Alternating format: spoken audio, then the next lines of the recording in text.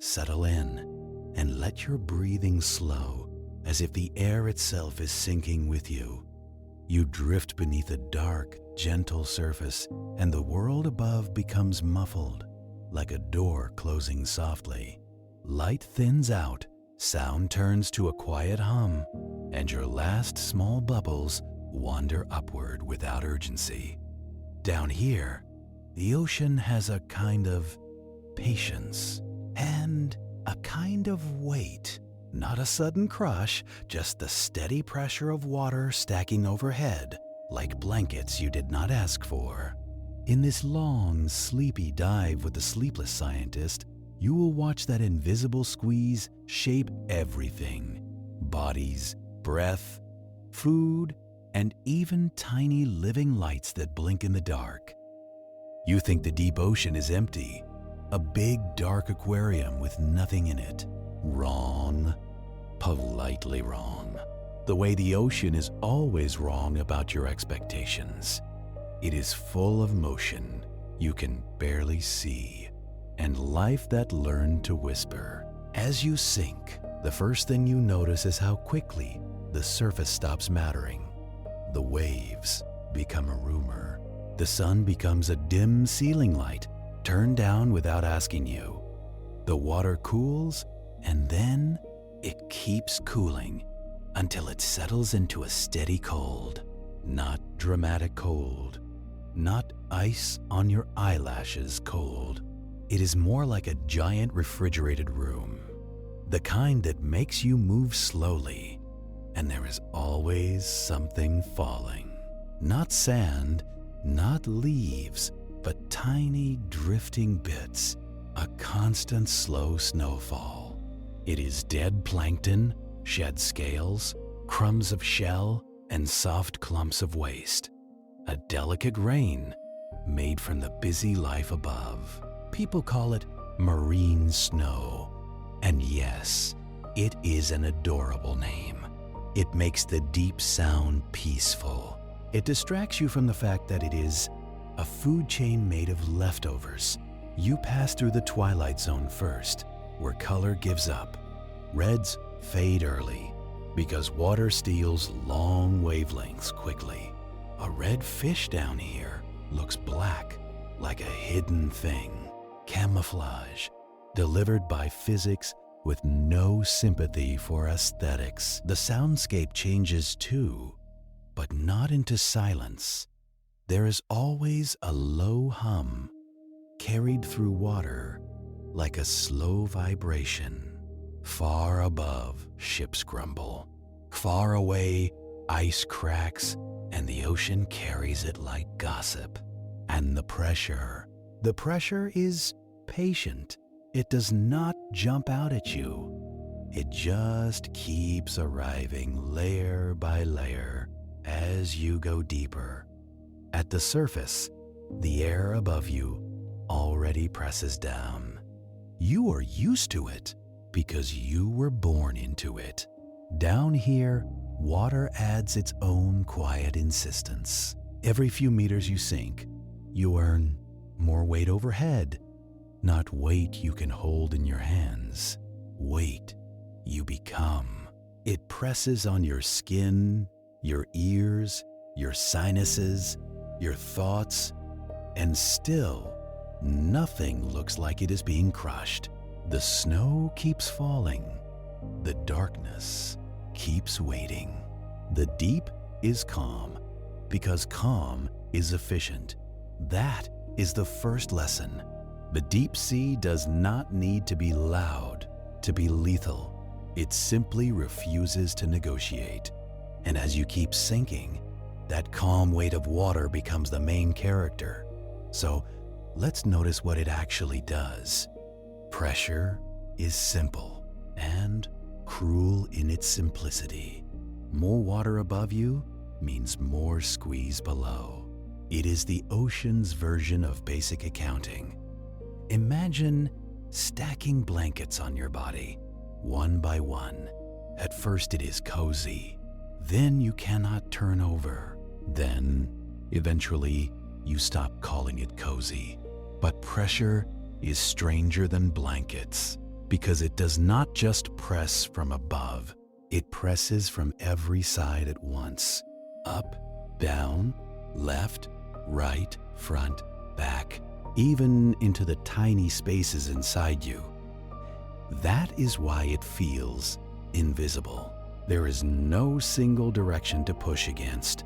You cannot brace yourself. You can only match it. If you are a creature of the deep, matching is normal. Your body has learned to be the same pressure as the water. No stubborn air pockets. No fragile bubbles trapped inside. If you are a human, you are basically a walking bag of air and optimism. Your lungs are air. Your sinuses are air. Your middle ear is air. Your intestines are sometimes air, sometimes regret. Air compresses. Water does not.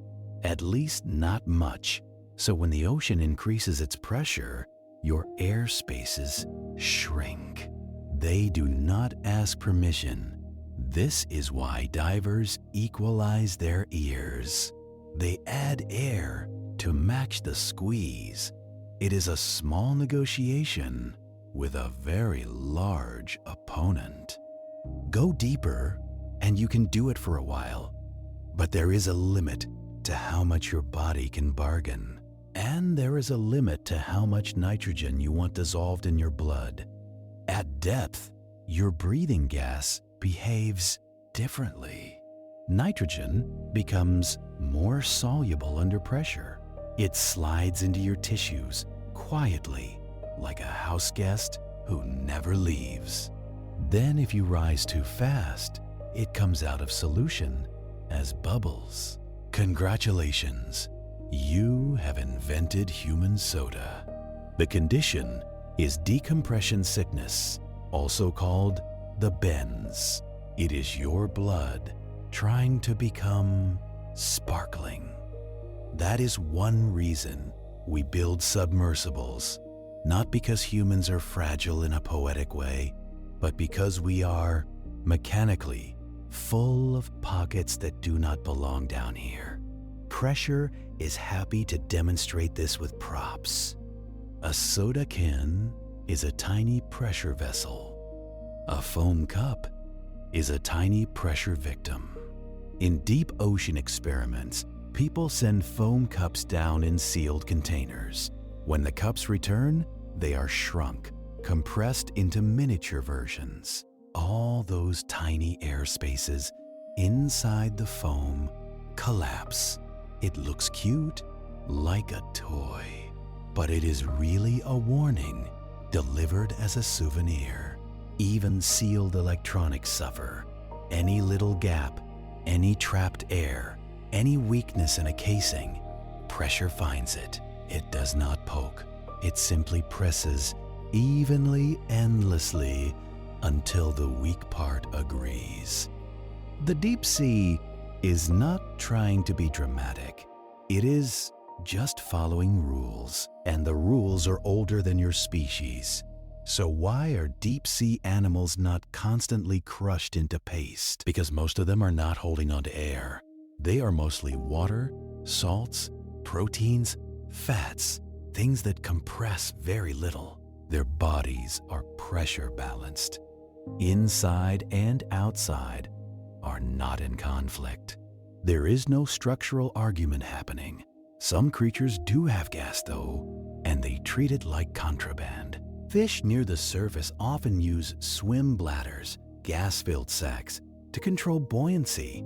But in the deep, gas is expensive and inconvenient. Many deep fish reduce or lose the swim bladder entirely. Some replace it with oil or with tissues that are just slightly less dense than seawater. Oil does not compress the way gas does. It is an elegant cheat. Other animals go soft. If you have no rigid air spaces, you have fewer things to crush. A jellyfish does not fear pressure. It is basically pressure wearing a costume. But do not mistake softness for weakness. Soft is a survival strategy down here. Flexibility is how you refuse to snap. Pressure also changes chemistry. It nudges molecules closer together. It can alter how proteins fold and how membranes behave. If you are a deep-sea creature, your enzymes are tuned for this. Your proteins are stabilized, so they keep working under the squeeze. Your cell membranes have different fats, so they stay fluid in cold, high-pressure water. Because that is the other thing happening while you sink. The temperature is dropping and staying low. Cold slows chemical reactions. So deep life has to solve two problems at once. It has to keep chemistry running while the ocean tries to refrigerate it and compress it politely. Sometimes the solution is simply to slow down. When you cannot run, you drift. When you cannot sprint, you wait. The deep is full of waiting. And humans, whenever we visit, bring our own impatience.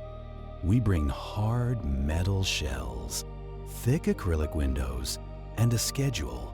We bring lights that look like artificial suns to deep animals. We bring cameras because we cannot accept that something exists without proof. The funny part is that the deep sea does not care if you record it. It will continue being heavy and dark regardless. One of the most famous pressure boundaries in the ocean is not marked by a sign. It is marked by feeling. If you were built to feel it, above a certain depth, many animals can survive. Below it, only specialists remain. This is because pressure adds up until it becomes unimaginably normal. At several kilometers down, the squeeze is like having elephants stacked on every square inch of you. But even that analogy is too loud.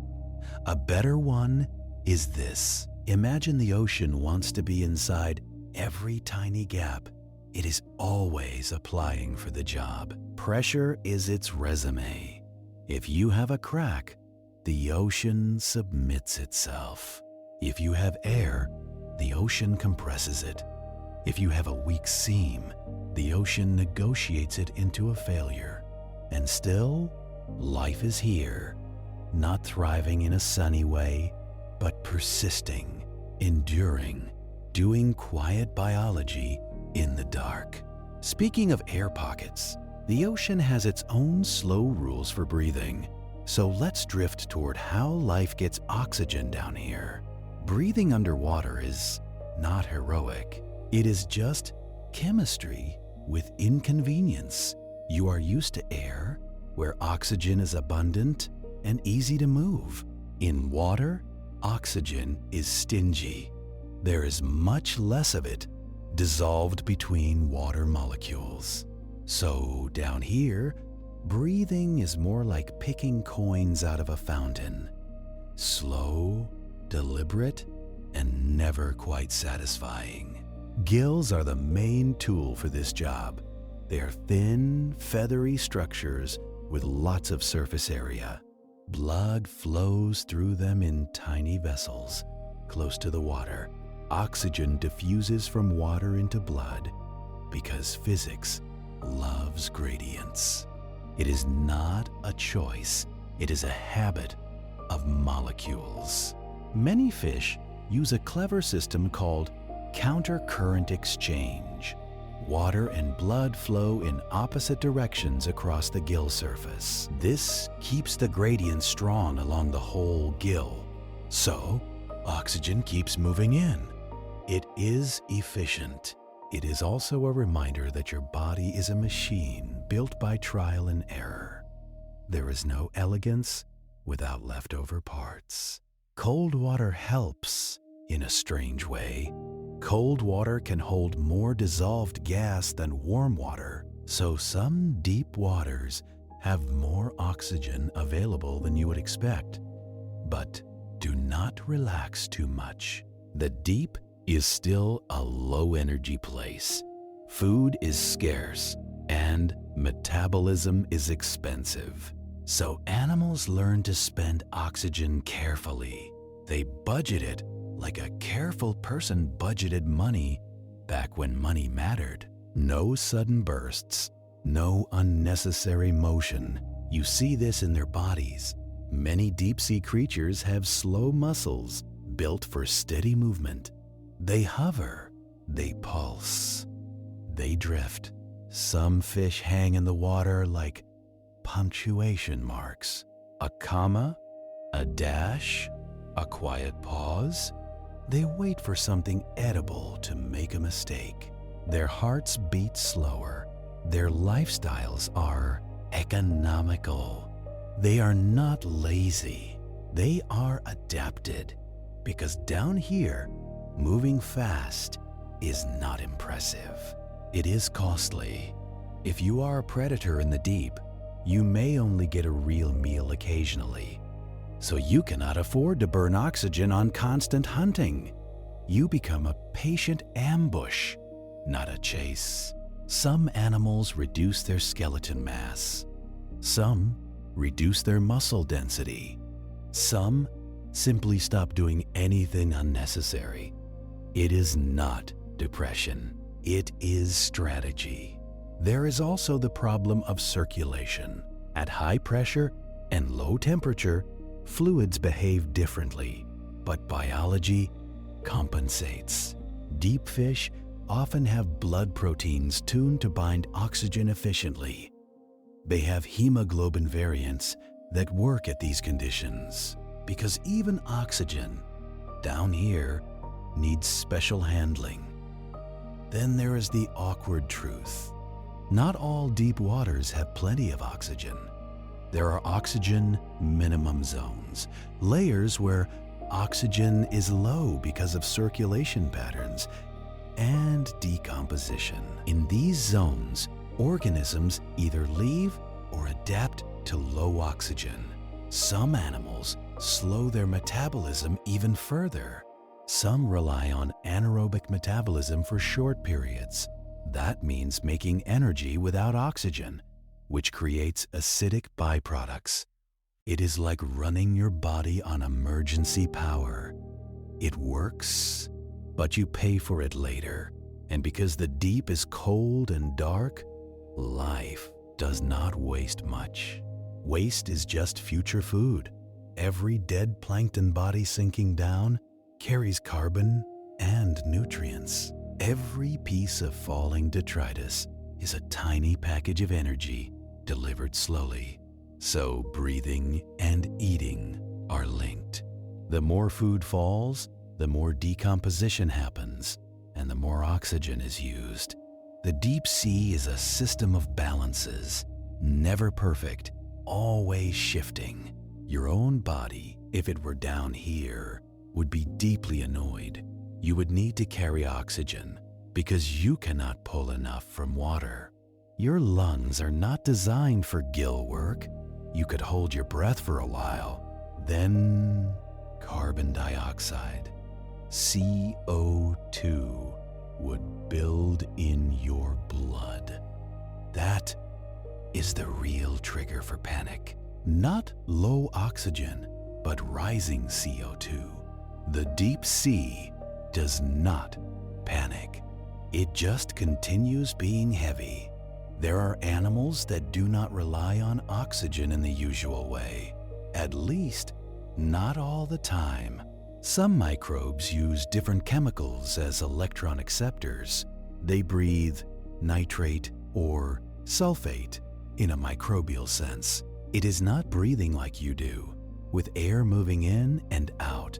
It is chemical respiration happening across membranes.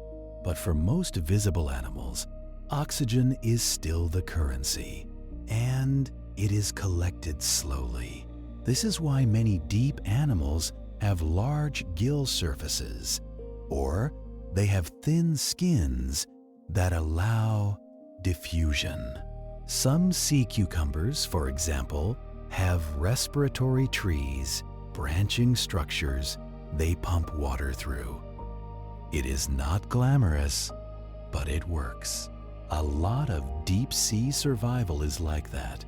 Unglamorous, reliable, and hard to photograph without bright lights. If you watch long enough, you notice the rhythm.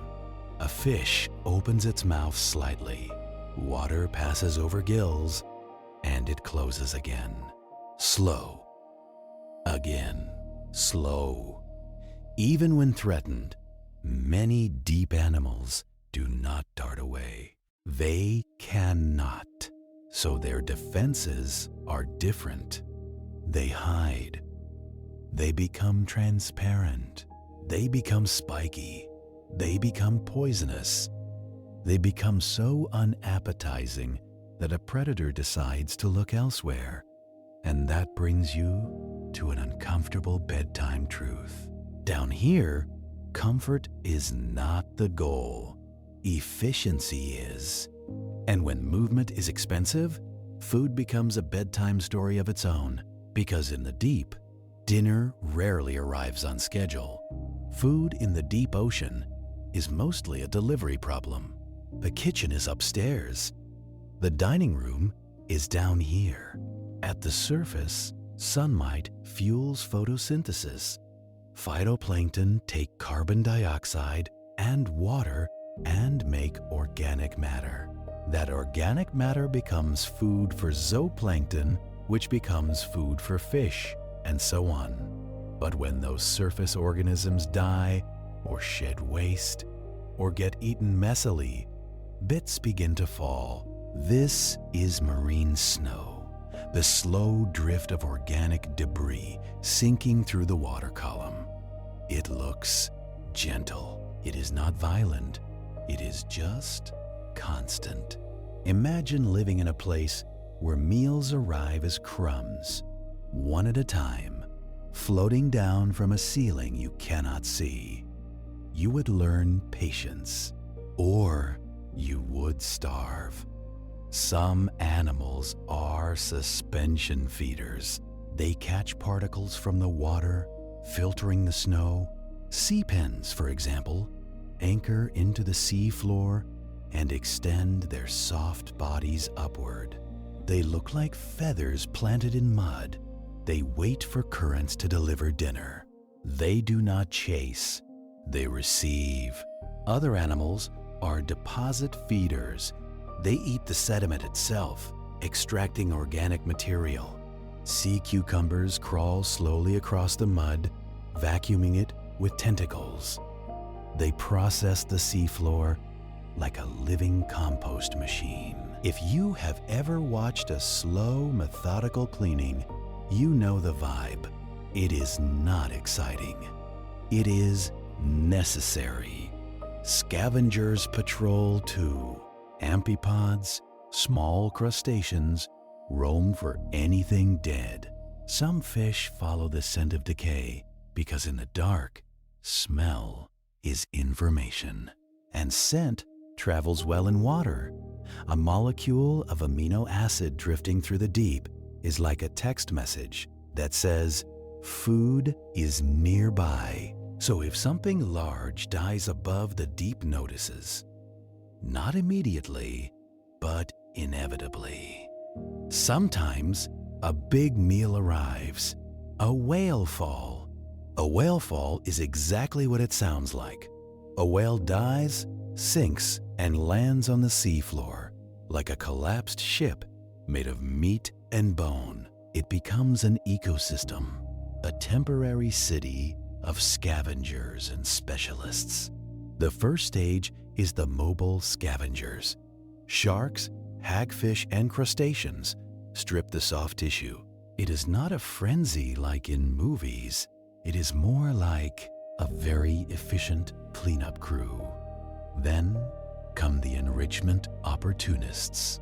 Worms and snails colonize the surrounding sediment, feeding on the increased organic matter. The mud itself becomes richer. Then, later, the bones remain. And bones are not just calcium. They contain lipids, fats trapped inside. Specialized bacteria break down those fats, creating sulfide. And sulfide can fuel chemosynthetic microbes. Chemosynthesis is like photosynthesis, but without light. Instead of sunlight, it uses chemical energy, often from hydrogen sulfide.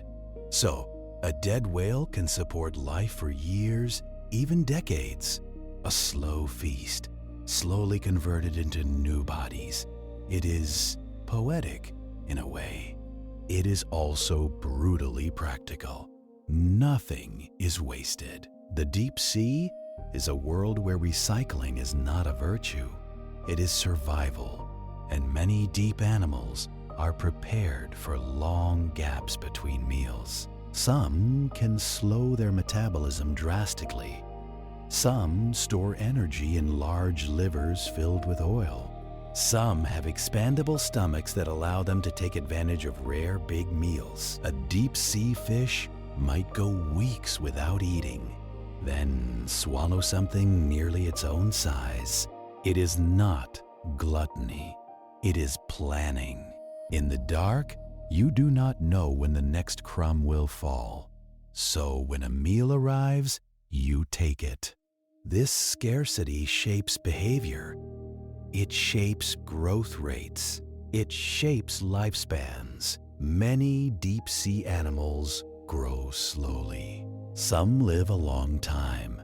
When resources are limited, fast living is risky.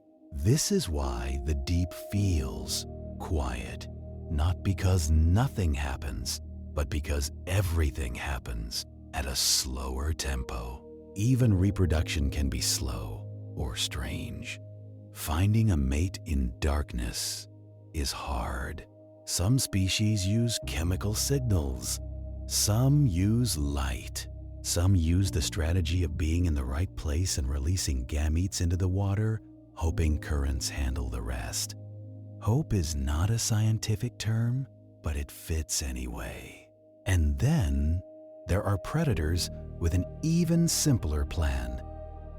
They lure. They hang in the water with a bait, a glowing dot, a movement that promises food. When something curious comes close, the predator turns curiosity into dinner, which is a gentle reminder that even here, with all this calm, life is still a war for calories. It is just a quiet war. No screaming, mostly chewing.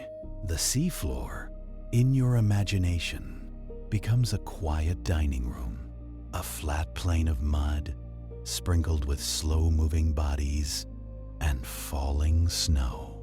But sometimes it is not flat. Sometimes it is broken by rock, by chimneys, by ridges. And sometimes, in the middle of that cold, something glows. But sometimes the deep sea makes its own light, small, careful sparks. So let's watch the darkness glow. Bioluminescence is one of the deep ocean's favorite jokes. The sun leaves, and life makes its own imitation. It is not magic, it is chemistry. A molecule called luciferin reacts with oxygen, helped by an enzyme called luciferase. The reaction releases energy as light. The names sound dramatic, like a Gothic novel. Luciferin, luciferase. But in human terms, it is just a glow stick you can grow. The deep ocean is full of living glow sticks. Most of the light is blue-green, not because the ocean is artistic, but because blue-green travels farthest in water. Longer wavelengths get absorbed, so if you want your light to go anywhere, you choose blue. Some creatures use bioluminescence defensively. They release glowing mucus or glowing particles, like throwing glitter in the face of a predator. It is the ocean's version of a smoke bomb, except it is luminous, so it is more like a confusion bomb. Some use it as a burglar alarm. A small fish might flash when attacked, attracting a bigger predator that might eat the attacker. It is risky, but in the deep, everything is a gamble. Some use it to communicate. Flashes, pulses, patterns, underwater Morse code written in cold light. And some use it to hunt. You know the classic example, the anglerfish. A fish with a fleshy stalk on its head, tipped with a glowing lure. It hangs there, barely moving, dangling that light in the dark. Small fish or crustaceans drift closer, drawn by curiosity. Then, very suddenly, very efficiently, the mouth opens. A suction snap, and the curious animal is gone. But even that suddenness is muted by the water. There is no explosion sound, just a quick motion and then stillness again. You might picture bioluminescence as constant, like a neon city, but often it is sparse, a single blinking dot in a vast darkness, then another far away, then a wave of tiny flashes as a school of organisms is disturbed. In some places, it looks like underwater constellations, stars that drift instead of burn. And like stars, bioluminescent creatures have their own ecology. There are predators that watch for flashes. There are prey that avoid flashing unless necessary. Some animals have light organs, specialized structures that house bacteria. These bacteria produce light, and the host provides nutrients. It is a partnership, a tiny glowing tenant paying rent in photons. Other animals produce light themselves, and some can control it. They can turn it on and off, dim it, pulse it. Light becomes a tool, not a decoration. One of the gentler uses is counter-illumination. Some midwater animals have light on their bellies, matching the faint downwelling light from above. From below, a predator sees nothing. The animal erases its silhouette by shining the right amount of light. It is camouflage made of glow. A clever lie told to hungry eyes. Down here, vision is complicated. Eyes can be huge to catch scarce light, or eyes can be reduced if light is not worth it. Some animals rely on smell, vibration, touch. But when light appears, it matters. It is information. It is opportunity. It is danger. You might think making light is expensive, and it is. Energy is precious in the deep. So when an animal spends energy to make a light, it is rarely for beauty. It is for survival. That is the soft reality check. It is beautiful, yes, but it is also a quiet trick in a quiet war. Still, the effect on you is calming. A slow blink in the dark, a drifting spark, a brief shimmer as something moves.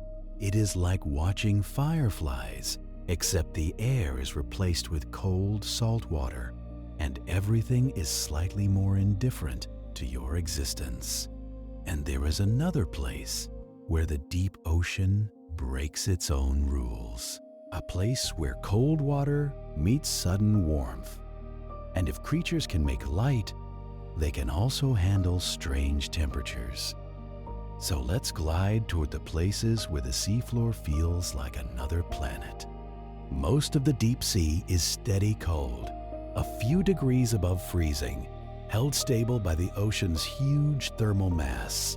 Day and night do not matter much. Seasons barely reach. It is a cold that does not bite. It simply persists. But then there are vents. Hydrothermal vents are places where seawater seeps into cracks in the seafloor. It travels down near hot rock, heated by Earth's interior. It reacts with minerals. Then it rises back up, carrying dissolved metals and chemicals. When it meets the cold ocean water, minerals precipitate out, forming chimneys, black smokers, white smokers. The names sound like a bar menu. They are actually geological plumbing leaks, venting the planet's heat. The water coming out can be extremely hot, hot enough to cook tissue quickly, but it does not boil because pressure raises the boiling point. Congratulations. Even boiling has to follow new rules down here. Around these vents, life gathers, not because it loves danger, but because vents provide energy. There is no sunlight here, no photosynthesis. Instead, the base of the food web is chemosynthesis. Microbes use chemicals like hydrogen sulfide coming from the vents to make organic matter. If photosynthesis is powered by sunlight, chemosynthesis is powered by Earth's chemical gradients. It is life running on geology. This is why vent ecosystems feel alien. They are dense, lively patches in an otherwise sparse deep sea. You see tube worms, tall and pale, with red plumes. These are giant tube worms, and they do not have a mouth or digestive tract as adults. They house symbiotic bacteria inside a special organ. The worm supplies the bacteria with hydrogen sulfide and oxygen. The bacteria make food, and the worm eats the products. It is like having an internal garden that runs on poison. The red plume is full of blood vessels. It absorbs oxygen and sulfide from the water. And yes, sulfide is toxic to many organisms. It binds to enzymes and disrupts respiration. But vent life evolved to handle it.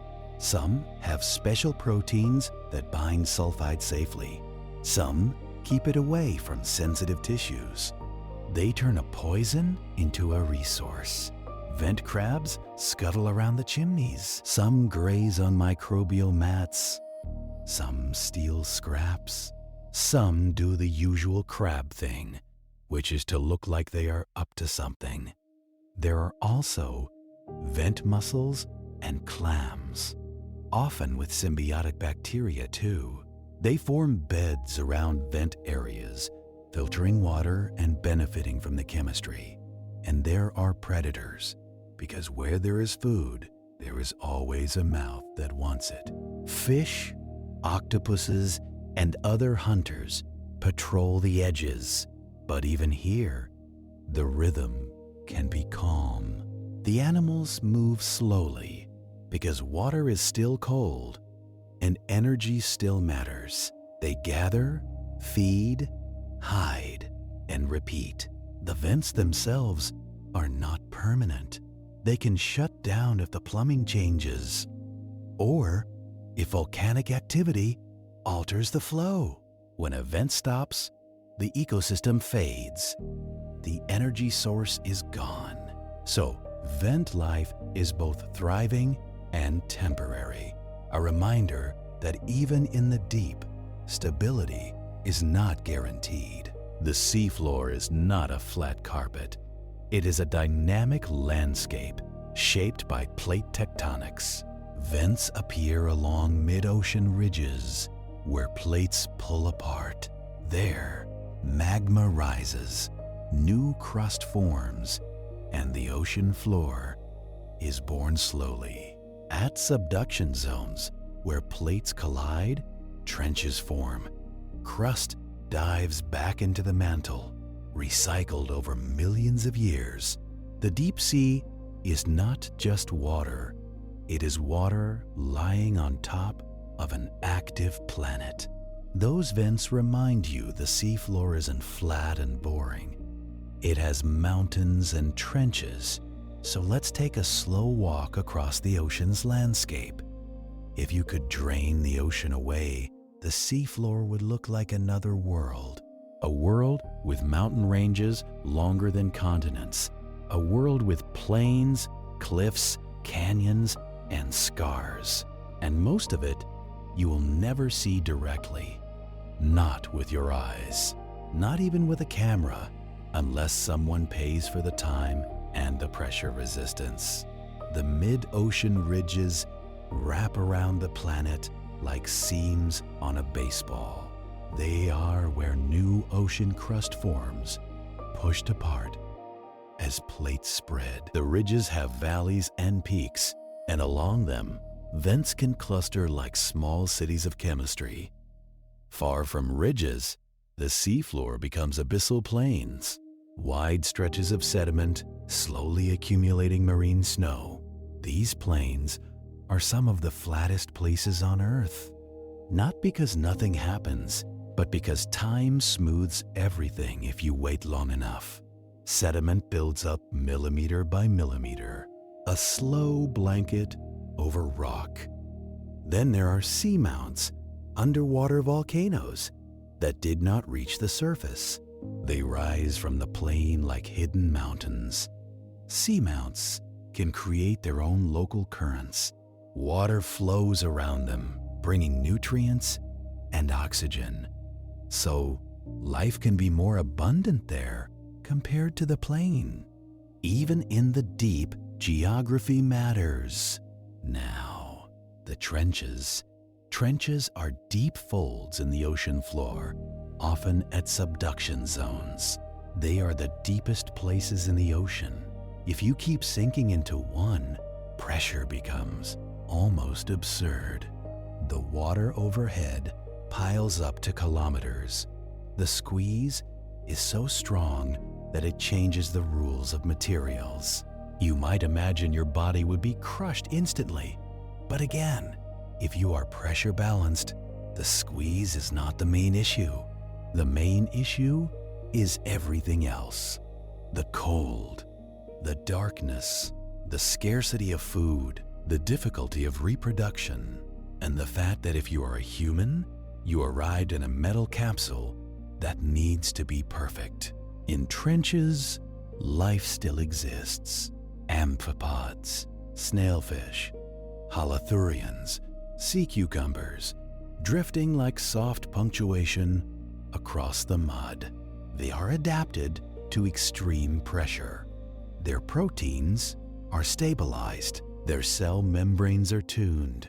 Their bodies are often soft and flexible. Some trench organisms also use special molecules called piezolites. These help protect proteins under pressure. One known piezolite is trimethylamine N oxide, a molecule that stabilizes proteins. In human terms, it is like molecular bubble wrap for your enzymes. Trenches are also places where debris can accumulate. They act like gutters in the planet's surface. Organic matter slides down slopes, collecting in the deepest parts, so some trench areas can have more food than surrounding plains. Still not a buffet, more like slightly better crumbs. The deep ocean floor moves too, even when it seems still. Tectonic plates shift centimeters per year. That is the speed of fingernail growth. But for continents, over a long time, it becomes dramatic. Mountains rise, basins open, trenches deepen, and sometimes there are sudden interruptions. Underwater earthquakes happen when plates slip, the seafloor shakes, sediment can slump and slide. An underwater landslide can send a turbidity current, a dense flow of sediment racing along the seabed. Down here, most of the time is slow, and then sometimes something happens quickly. But you, drifting in this story, feel mostly the slow part, the quiet part, the part where the planet does its work without witnesses. And, above all of it, the water moves, too. Not always fast, not always noticeable, but always moving. And while the ground slowly shifts, the water above it moves too, so gently, so constantly, like the planet's own breathing. Currents in the ocean are not just surface waves. They are long, slow rivers of seawater, guided by temperature, salt, and Earth's rotation. At the surface, winds push water around. Storms can churn it, loud and chaotic. But deep currents are different. They are slow, steady, patient. They are driven by density. Cold water is denser than warm water. Salty water is denser than fresh water. So, in places where water becomes very cold and salty, it can sink. This happens near Antarctica and in the North Atlantic. Surface water cools, becomes denser, and sinks, starting deep circulation.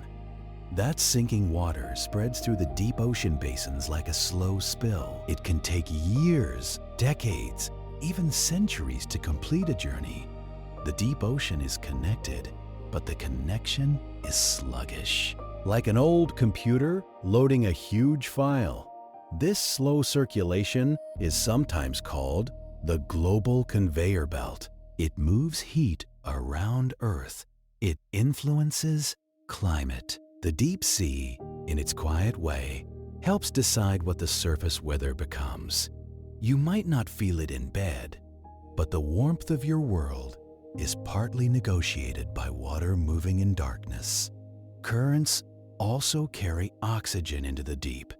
They bring surface oxygen down as water sinks. They refresh the abyss. Without circulation, the deep would become stagnant and oxygen poor in many places. So the deep depends on the surface, even if it seems separate, and the surface depends on the deep, even if it ignores it. Down here, currents can be gentle enough that particles fall almost straight. In other places, currents sweep along the bottom, creating ripples in sediment and carving channels. Some currents are driven by tides, moving through underwater canyons. Some are shaped by seamounts and ridges. Even the seafloor landscape you just walked across changes how water flows. If you drift with a deep current, you are carried without effort. You move through water that is cold and old, water that has been away from the surface for a long time. It is strange to think about age in water, but it matters. A parcel of deep water can be isolated from the atmosphere for centuries. It carries dissolved carbon, nutrients, and oxygen from the time it sank. So the deep ocean is like a slow memory of Earth's surface conditions, a stored archive written in salt and temperature. And as you drift, you pass organisms adapted to this slow movement. Some attach to rocks and let water deliver food. Some swim just enough to maintain position. Some ride currents deliberately during life stages. Larvae can drift for long distances. They are tiny travelers, carried by flows they cannot control. That is how some deep species spread. Not by walking, not by swimming far, but by being small and letting physics do the work. This is another deep sea theme. Let the environment carry you. Do not fight more than you must. Following that slow drift brings you back toward the living creatures again, especially the ones whose bodies are designed for this heavy, quiet world. Deep-sea bodies are often soft, not because the deep is gentle, but because softness works under pressure. Rigid structures can be a liability. If you have a big gas space, it compresses. If you have hard parts with trapped pockets, pressure finds them. So many deep animals are flexible, gelatinous, or loosely built. They are not trying to impress anyone with muscle definition. A gelatinous body is close to the density of seawater. That makes it easier to hover. It also means you do not need heavy skeletons or strong muscles to fight gravity. In the water column, buoyancy is life's cheat code. Jellyfish, comb jellies, salps, they pulse slowly, drifting like living lampshades. They can be fragile in your hands, but in their world, they are perfectly engineered. They do not waste energy on unnecessary structure. Then there are the fish. Deep-sea fish often have big mouths, not because they are evil, but because food is rare. If you encounter prey, you cannot afford to be picky, so you build a mouth that can take advantage. Some have expandable stomachs, some have loose jaws, some can unhinge parts of their skull to swallow larger prey. It looks monstrous to surface eyes, but that is because surface eyes are used to abundance. In abundance, you can afford elegance. In scarcity, you choose function. Eyes are another dramatic feature.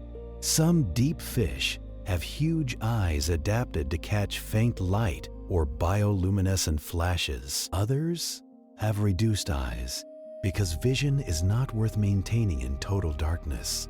Some have special retinas, sensitive to blue light. Some can detect polarized light or subtle differences in brightness, but many rely on other senses. The lateral line system in fish detects vibrations and water movement. It is like feeling the world through pressure waves. In the dark, a moving creature makes a signature.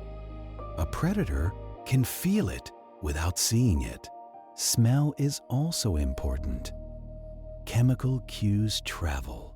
A wounded animal leaks molecules into water, and those molecules spread. The deep sea is scented with information, most of it unpleasant if you had human preferences. And then there is lifespan. Some deep sea species live surprisingly long. Cold temperatures, slow metabolism. Slow metabolism can mean slower aging in some contexts. There are deep sea corals that can live for centuries. There are fish with long lifespans too. Slow growth, long life, few offspring, or sometimes many offspring with low survival. Life history strategies vary, but many are shaped by the deep, slow pace. Nothing down here is a villain. Even the toothy fish are just doing their job. They are hungry, careful, and trying to last. And you, drifting through this, are not prey, not predator. You are a witness, wrapped in a story, held by pressure that you only feel in imagination. In a moment, the next part of this dive will linger longer on those bodies, their strange adaptations, and the way pressure quietly edits every design. But first, notice the pattern you have already seen. When the ocean makes something difficult, life does not complain. It simply changes shape.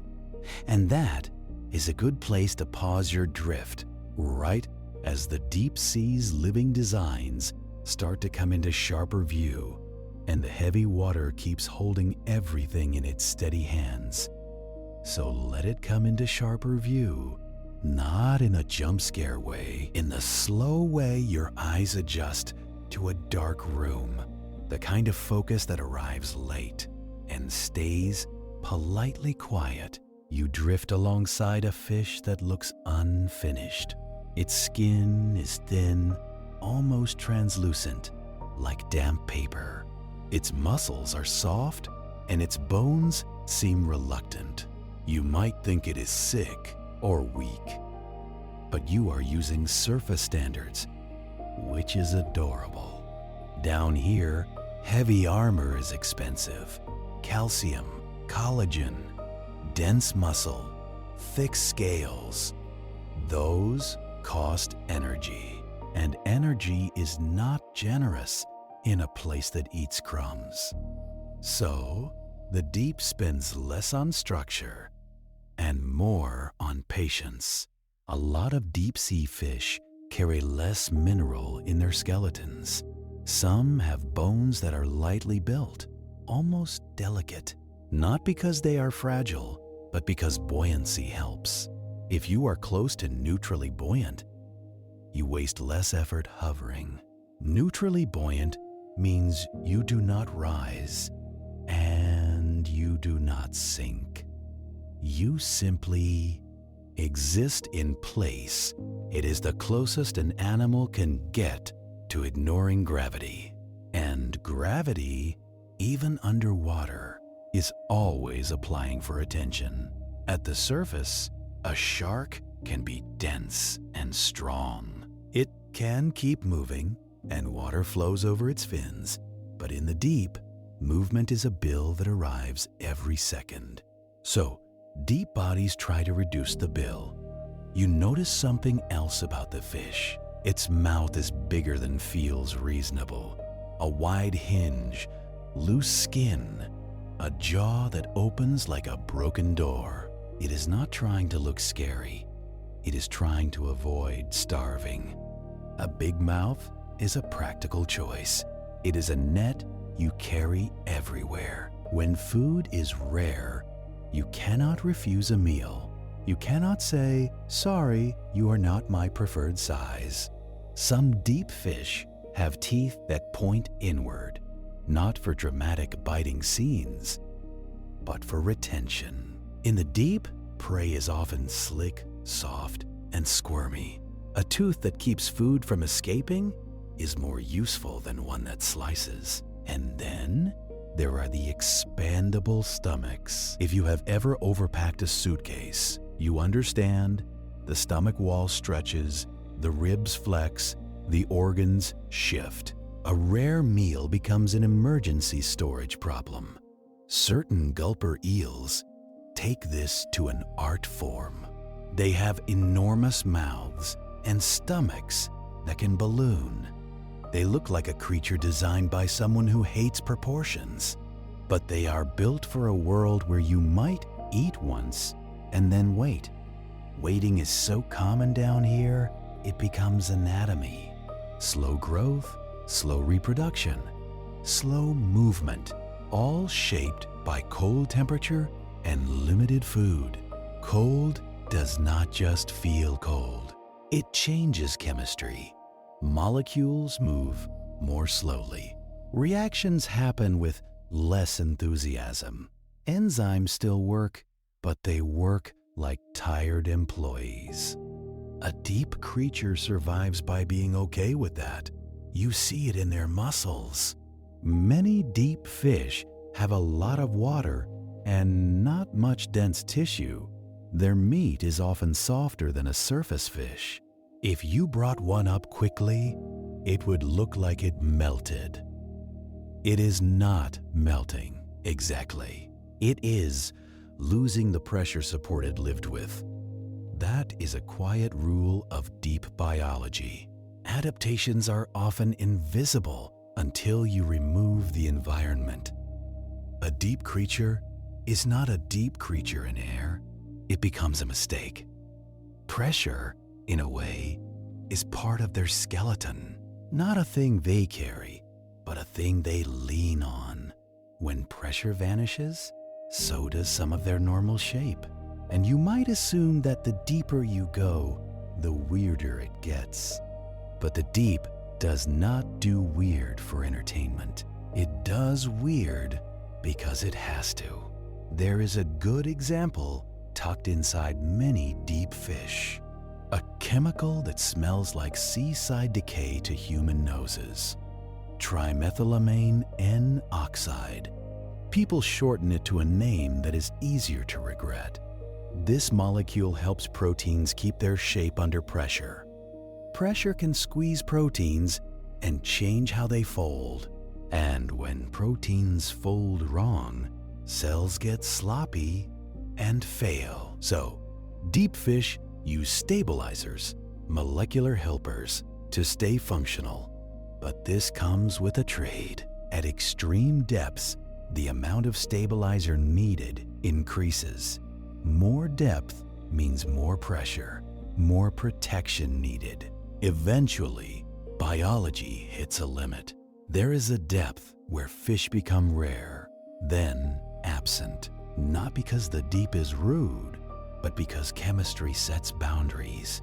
At the deepest trenches, you still find life, but not many fish.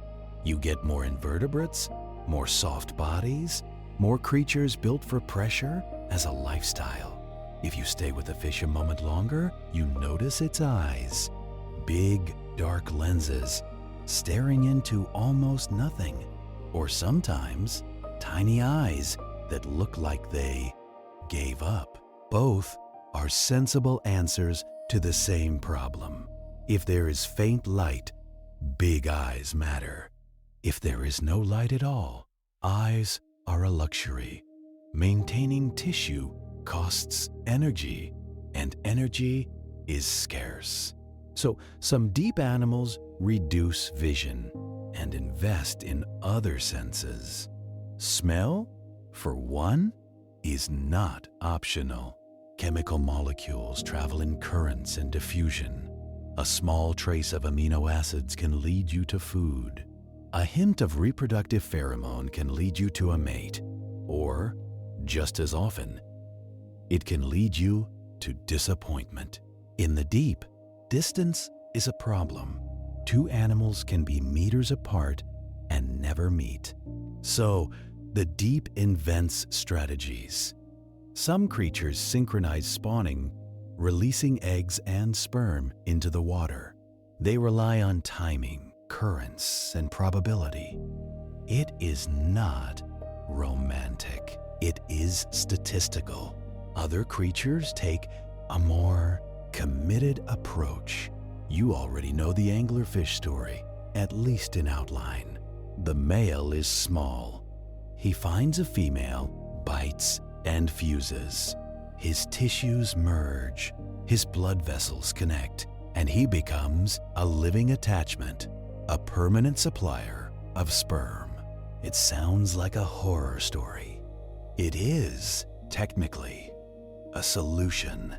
In a dark world where meeting is rare, permanent attachment makes sense. Congratulations, you have turned dating into anatomy. The deep does not care about your cultural preferences. There is also a quieter adaptation, common among deep animals. Low metabolic rate. If you burn less energy, you can survive longer between meals. If you burn less energy, you need less oxygen. If you need less oxygen, you can tolerate lower oxygen zones. Everything connects. Pressure, temperature, oxygen, food, they form a web of constraints. The deep is not one problem. It is a bundle of them. You drift past a gelatinous animal, a comb jelly. It looks like a drifting glass ornament. Rows of tiny cilia beat in waves, catching light when it exists. Not bioluminescence this time, but iridescence, light bending through structure like a thin oil sheen. A comb jelly is mostly water. That is not an insult. It is a physics hack. If you are mostly water, you compress like water. You do not have dense muscle that needs fuel. You do not carry heavy mineral armor. You float, and you filter, and you wait. Some gelatinous drifters eat constantly, but slowly. They capture tiny prey and digest at leisure. Down here, leisure is not a lifestyle brand. It is how you avoid dying. Now, there is a type of deep body that feels less gentle. A body built like a trap. A mouth lined with needles. A head shaped for ambush. But even that is not malice. It is budgeting. You watch a viperfish. Its teeth too large for its face. It hangs almost motionless, conserving energy. Its bioluminescent organs can flash, possibly to confuse prey, or to communicate, or to do whatever it needs at that moment. The deep does not label behavior with single reasons. A flash can mean many things. Nature is not neat. And to be fair, the deep is not always slow. Sometimes it is quick, because quick is efficient too. A sudden strike uses energy, but a missed chance costs more. So predators wait and then spend in one sharp motion. Your mind might want to categorize deep animals as monsters. That is a surface habit, a story habit. But down here, nothing is a monster. Everything is a solution to a constraint, even the ones with giant teeth, especially the ones with giant teeth. Now you drift lower, closer to the seafloor again. The mud is not empty. It is a living surface, stirred by burrowing, feeding, crawling. In the deep, the ground itself is often being eaten. Sediment is like a pantry for deposit feeders. Marine snow falls, gets mixed into mud, and becomes a slow meal. Sea cucumbers vacuum it with soft tentacles. Worms tunnel through it, swallowing and processing. Tiny crustaceans pick through it. This is called bioturbation, a serious word for animals stirring the seafloor like soup. It changes how oxygen penetrates sediment. It changes where bacteria can live. It changes what chemistry happens underground. In the top layer of sediment, oxygen can exist if currents bring it. Below that, oxygen disappears, used by microbes. Then other chemical processes take over. Microbes begin using nitrate, then manganese, then iron, then sulfate, a ladder of respiration options, used in order of energy yield. It is like the deep's emergency generator sequence. If sulfate gets used, hydrogen sulfide can appear. That smell of rotten eggs, if you could smell it here. But in the deep, smell is not for you. It is for the organisms that live in it. This layered chemistry means the seafloor is not just mud. It is a structured chemical habitat. Some animals build burrows that bring oxygen deeper. Some pump water through tunnels. Some create microenvironments for bacteria and then eat the bacteria. You can spend your whole life down here eating microbes, and many do. Now think of that gently. The deep sea supports life on leftovers, on chemistry, on patience. It is a world running on scraps and gradients. It is, in a way, the ultimate low-waste system. And of course, humans arrive with different priorities. We bring machines, lights, and sampling gear. We bring the urge to label and classify. When early deep-sea explorers first started dredging, they expected emptiness. They pulled up strange creatures and called them living fossils. Sometimes the term fits, sometimes it is lazy. The deep can preserve ancient lineages, but it also evolves new ones. Because evolution does not stop when it gets dark. It just stops being easy to observe.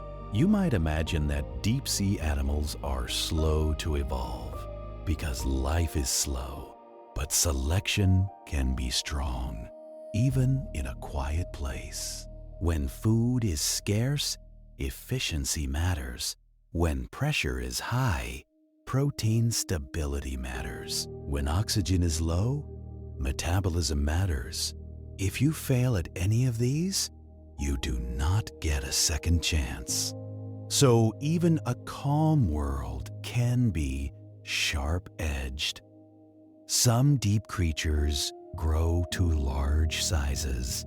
Giant isopods, huge amphipods in some cold regions.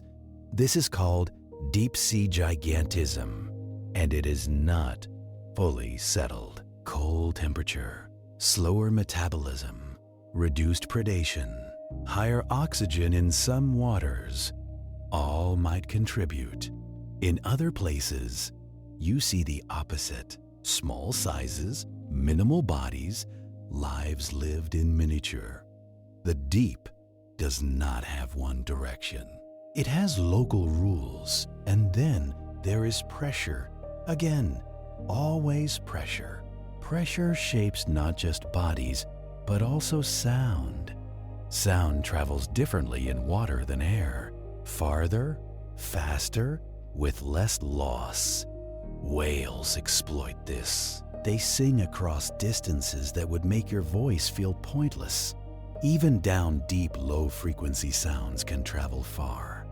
Sometimes you hear them as a vibration, not a melody. The deep is not silent. It is simply not loud in human ways. But sound is also a hazard. In modern oceans, ship noise reaches deep. So does sonar. So does industrial work, like drilling. Deep creatures evolved in a world where the loudest events were earthquakes, landslides, storms far above. Now we add mechanical noise that never sleeps. The deep does not complain. It just adapts, or it declines. Another human influence sinks down invisibly. Plastic.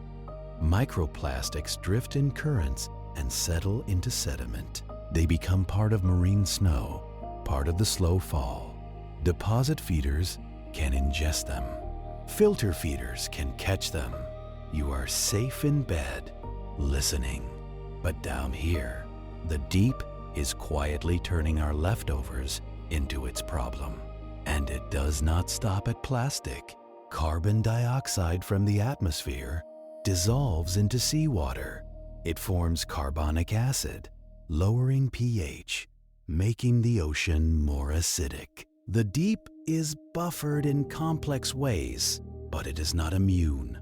More acidic water makes it harder for certain organisms to form shells. Calcium carbonate dissolves more readily. Some deep corals and shell builders live close to a boundary called the carbonate compensation depth. Below that depth, calcium carbonate tends to dissolve faster than it accumulates, so shells become harder to keep. And for animals that need shells, that matters. Again, the deep does not dramatize. It just shifts slowly. Now you drift over a patch of deep coral. Not tropical reef coral, not sunlit and colorful. Cold water corals, branching structures in darkness.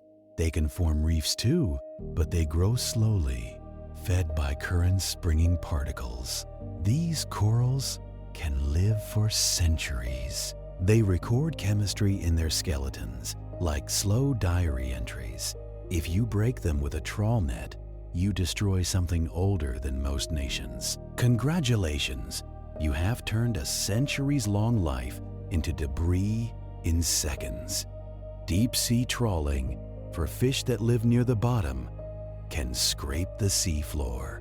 It damages corals, sponges, and habitats that recover slowly. The deep's patience is not infinite. It is just quiet. And even if you do not trawl, you might mine. There are metal-rich nodules on abyssal plains built over millions of years, manganese nodules, small rocks that form slowly, layer by layer. They are interesting, economically tempting. They also host communities of organisms that use them as hard substrate in a soft world. If you remove nodules, you remove habitat that will not return on human timescales. The deep is slow to build, fast to lose. But for now, in this drifting story, you are only observing. You are not scraping, not dredging, not extracting. You are just moving slowly through water that does not notice you. And because you are only observing, you get to see the deep's other trick. Not the sudden flash of bioluminescence, not the heat of vents, a slow chemical rain, nutrients sinking, being transformed, being carried. The deep as a giant processing system. When organic matter sinks, microbes consume it. They respire, using oxygen, producing CO2. So the deep stores a lot of carbon, held in dissolved form. This is part of the biological pump. It is called a pump, but it is not a machine. It is countless small deaths and digestions, moving carbon downward. The surface produces, the deep consumes and stores. Slowly, over long periods, some carbon gets buried in sediment, locked away. Over even longer periods, tectonics can recycle it. The deep sea is a major player in Earth's carbon cycle. It helps regulate climate. It does not intend to. It just exists, and physics does the rest. You might think the deep is separate from you, in bed. But the air you breathe and the temperature of your world are connected to this darkness, not romantically, but mechanically. Now, notice something worse than darkness. Not an obvious danger, but a subtle one. Pressure affects gas solubility. At high pressure, more gases dissolve into water and into tissues. This is why divers worry about nitrogen. But it also means that the deep ocean holds a lot of dissolved gases, including CO2. When deep waters upwell, rising to the surface in certain regions, they bring nutrients and they can bring CO2. Upwelling fuels productive fisheries because nutrients feed phytoplankton, but it also shows how the deep breathes with the surface. This is the planet's slow lung. Inhale at poles, exhale in upwelling zones, over decades and centuries. And because this is a slow breath, it can be disrupted slowly too. Warming can change density patterns.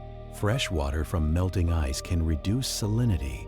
If surface waters become less dense, they sink less.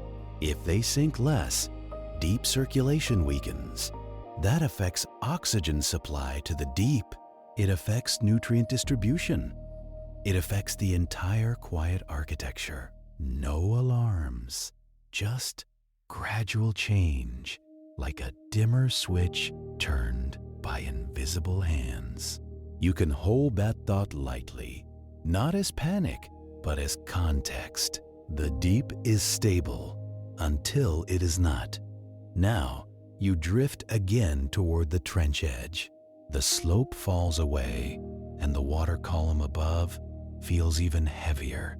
The pressure is a number humans like to recite, but you do not need it. You can feel it in the way everything behaves.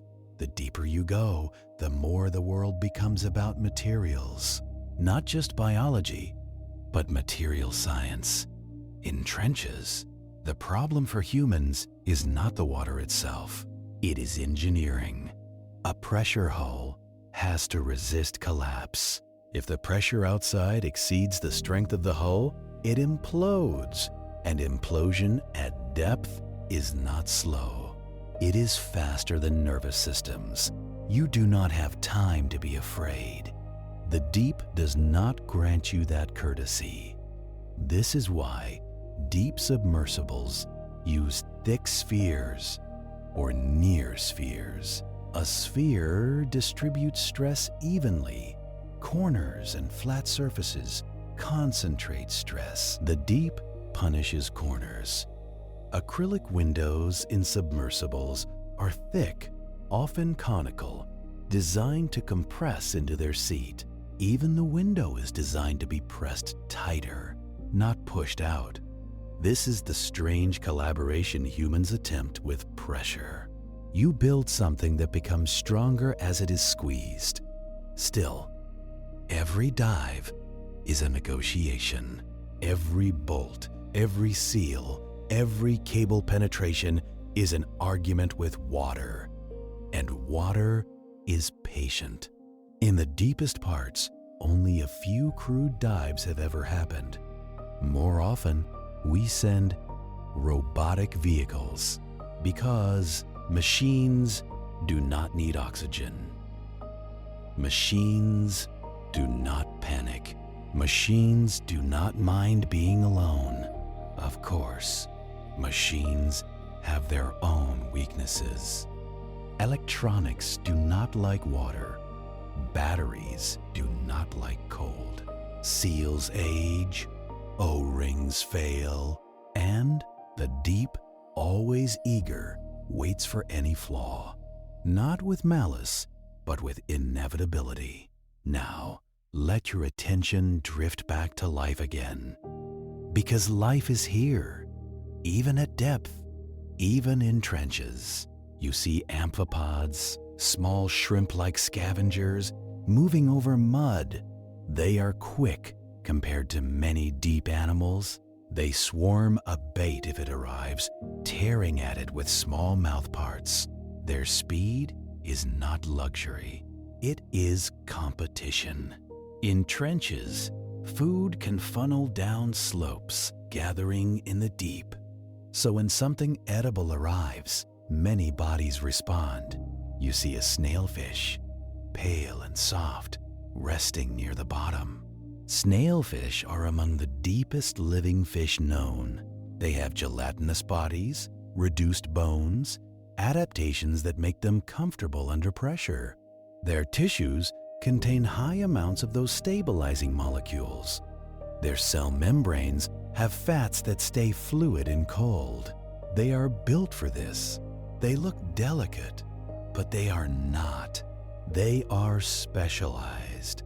Specialized means you thrive here and nowhere else. If you tried to lift a trench creature to the surface quickly, it would suffer. Pressure change can cause gases to expand, tissues to rupture, organs to shift, not because the creature is weak, but because you removed the conditions it requires. This is another quiet truth.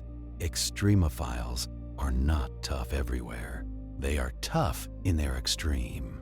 Outside it, they are as vulnerable as you would be down here. You and the trench creature are mirrors. Both of you belong somewhere. Both of you fail elsewhere. Now, you drift up along the trench slope, returning to less extreme pressure.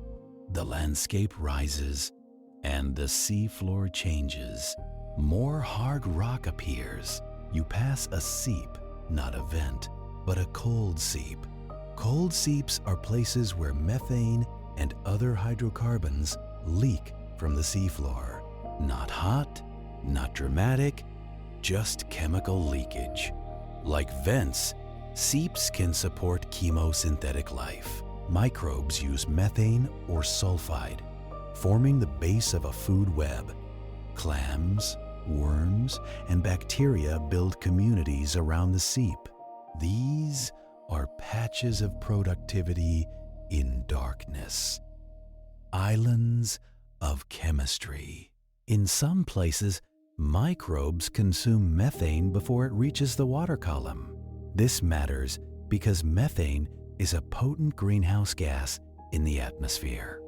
So, the deep, again, quietly influences the surface by processing what leaks.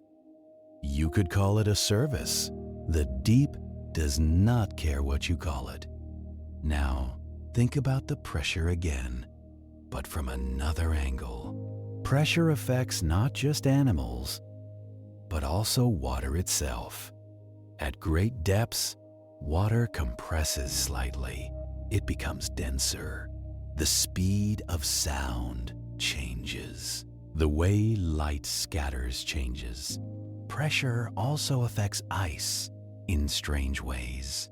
In polar regions, under thick ice shelves, pressure and temperature combine to create different ice behaviors. The deep is full of phase boundaries, places where matter changes state if conditions shift. And because you are drifting in imagination, you can move without effort. But deep animals cannot always move freely. Some are locked to the bottom, anchored, committed. Sponges, for example, can live a very long time. Some deep sponges are among the longest-lived animals. They filter water slowly, catching bacteria and particles. Their bodies are full of channels, pumping water through with tiny flagella. A sponge is not a simple thing, even if it looks like one. It has no nerves, no muscles, no organs, and it still makes a living in cold darkness under pressure. It is a reminder that complexity is optional. Survival is not about having the most features.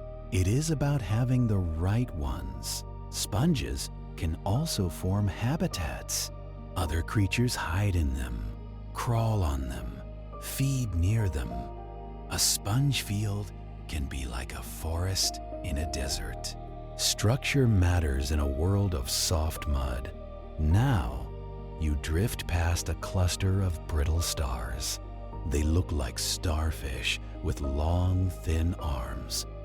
They wave their arms into the current to catch falling particles. They are living nets, gentle and persistent.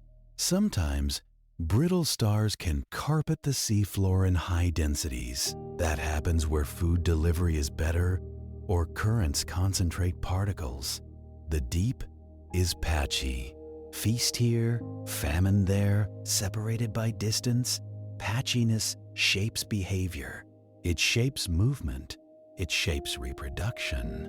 Larvae might drift for weeks, feeding in the water column before settling. They might settle far from their parents. This is how populations connect across vast distances. If currents shift, dispersal shifts. If temperatures shift, larval survival shifts. Everything is delicate, but slowly. Now, you begin to feel a change in the water. Not temperature, not yet, but a sense of motion. A deep current slides along a contour, guided by the shape of the seafloor. It is like wind over hills, but slower, heavier. This motion matters for feeding. It matters for oxygen delivery. It matters for removing waste. Some animals orient themselves to the current. They face into it, so food comes to them. They build their lives around flow. This is why underwater mountains, seamounts, can be hotspots. Flow accelerates over them. Water mixes. Nutrients rise from below. Life responds. Seamounts can also host unique species. Isolation and local conditions can create endemism. Species found nowhere else. A hidden mountain becomes a small world. Humans map these worlds with sonar, painting the seafloor with sound. We send ships back and forth, listening to echoes. It is slow, expensive, and incomplete. Most of the seafloor is still not mapped in high resolution. You live on a planet whose dominant landscape is mostly unknown, and you sleep anyway. Honestly, that might be your healthiest trait. Now, you drift into midwater again, leaving the bottom behind. The water column feels open. It is like floating in a dark cathedral with no walls, only layers. And in these layers, life can be abundant in a different way. Not on the seafloor, but suspended. You enter the realm of the deep scattering layer, a term that sounds like weather. It is a daily migration of animals. Many small fish, crustaceans, and squid move up at night and down during the day. They rise toward the surface to feed under cover of darkness. They sink back down when daylight returns. This is called DL, vertical migration. DL meaning daily. It is one of the largest animal movements on Earth by biomass. It happens every day, quietly, across oceans. At night, the upper waters fill with moving bodies. At dawn, they retreat downward. They are avoiding visual predators, using darkness as cover. So the deep is not just a static place. It is part of a rhythm, a planetary commute. This migration also moves carbon. Animals feed near the surface and produce waste at depth. They carry carbon downward in their bodies and their droppings. The biological pump again, but now with legs, fins, and tentacles. Even fecal pellets matter. They sink faster than loose marine snow. They deliver carbon to deep waters more efficiently. The deep is fed by poop, among other things. This is not an insult. This is accounting. Now, you watch a squid, midwater, its skin capable of changing color. Color is less useful in darkness, but pattern and flash can still matter. Some squid use photophores, like producing organs. They can create patterns, match light, confuse predators. Squid are muscular, active, more expensive bodies. They burn energy, so they often live in zones where food is more available. Or they hunt actively in midwater, where prey density can be higher than on the abyssal plain. They also have short lifespans. Compared to deep corals and sponges, some squid live only a year or two. Fast life, fast death. Quick reproduction. The deep contains both extremes. Centuries-long patience on the bottom. 1 year urgency in the water column. And that brings you back to a broader pattern. The deep is not one habitat. It is many stacked habitats, each with its own rules. Now, because you have been drifting for a long time, you start to sense the direction changing. Not upward yet, not the relief of surface light, just a gradual turn. You begin to rise slowly, as if the current has decided to lift you. Pressure eases by degrees, not enough for your imagination to relax completely, but enough to notice. And as the squeeze reduces, the deep's lesson becomes clearer. Most of the terror is not in the squeeze itself. It is in what happens when you are not built for it. A fish that evolved here is fine. A human without a hull is not. You can think of pressure like a social environment. If everyone around you is speaking the same language, you fit. If you show up speaking air in a water world, you struggle. Now, as you drift upward through darker midwater, you pass more living lights. They are sparser than you might expect. A flash here, a faint blue dot there. Some are from tiny crustaceans, copepods, that flash when disturbed. Some are from siphonophores, colonial creatures that look like drifting strings. A siphonophore is not one animal, but many individuals working as one. Specialized parts for feeding, floating, reproducing. It is like a committee that never stops being a committee. A body built from cooperation, because evolution will try anything that works. Some siphonophores can be very long. They drift through water like living cables. Their tentacles can sting, capturing prey. If you touch one, you might feel nothing at first, then burning, then regret. Even in the deep softness can come with weapons. Now, you rise into the zone where faint surface light begins to exist again.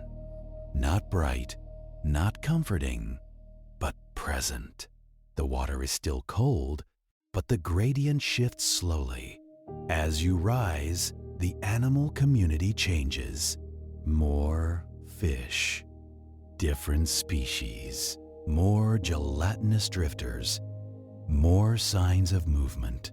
You also pass through layers where oxygen changes. In some oceans, there are oxygen minimum zones at mid-depths. These are regions where oxygen is low, often due to high respiration and limited mixing. In an oxygen minimum zone, many animals adapt in clever ways.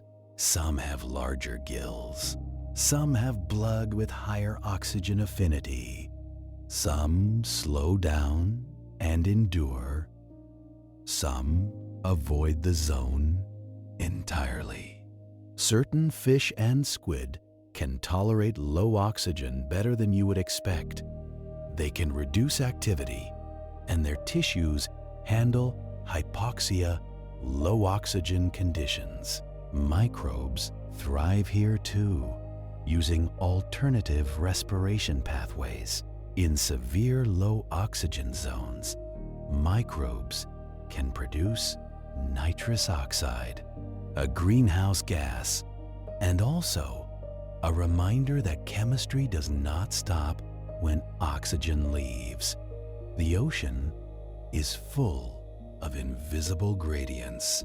Oxygen gradients, temperature gradients, salt gradients. Life arranges itself around these like furniture in a room. Now, you continue rising, and the water begins to feel less ancient. Surface influence increases.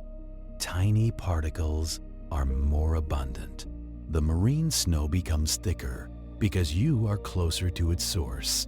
You see more plankton, drifting, pulsing. Some are predators, some are grazers, some are both depending on mood. The surface world is busy. It is where most production happens.